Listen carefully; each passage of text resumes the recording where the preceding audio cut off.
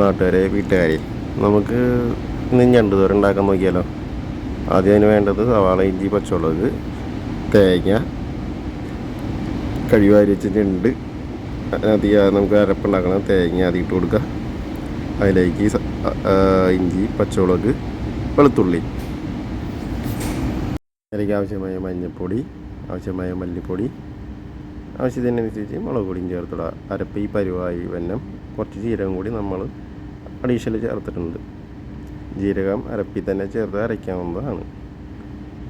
ആവശ്യമായ വെളിച്ചെണ്ണ, നമുക്കാദ്യം കടുക് പൊട്ടിക്കണം. കടുക് പൊട്ടിയതിന് ശേഷം കറിവേപ്പില,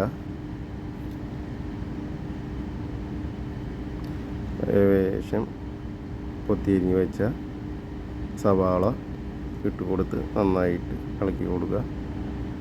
ശകല ഉപ്പ് കൂടി ഇട്ട് കൊടുത്താൽ നന്നായിട്ട് സവാള പാടി കിട്ടുന്നതാണ്.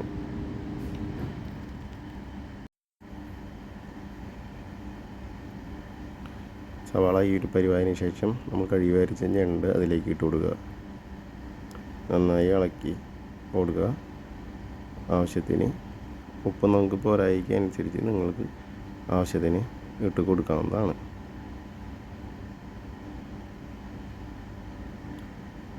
നമുക്ക് ഈ ഞണ്ട് ആദ്യം വേവിച്ചെടുക്കേണ്ടതായിട്ടുണ്ട്. അപ്പോൾ അതിലേക്ക് നമുക്ക് കുറച്ച് മഞ്ഞൾപ്പൊടിയും കൂടിയും ചേർത്ത് വെള്ളവും ചേർത്ത് നമുക്ക്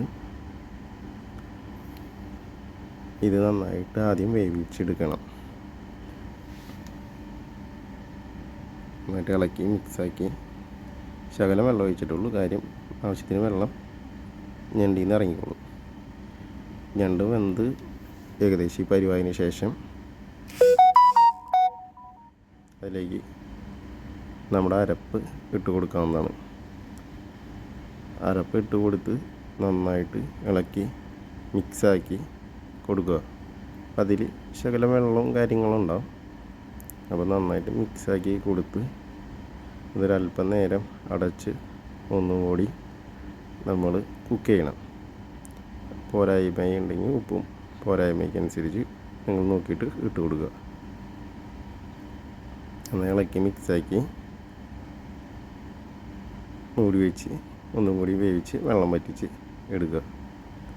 ആവശ്യത്തിന് വേണമെന്നുണ്ടെങ്കിൽ കുടംപുളി 2-3 അല്ലി കൂടി ഇട്ട് കൊടുക്കാവുന്നതാണ്. ചെറിയ അല്ലികളാക്കി ഇട്ട് കൊടുക്കാവുന്നതാണ് വേണമെങ്കിൽ മാത്രം. നമ്മൾ ഞണ്ട് ഏകദേശം വെന്ത് നല്ലൊരു പരുവായിട്ടുണ്ട്.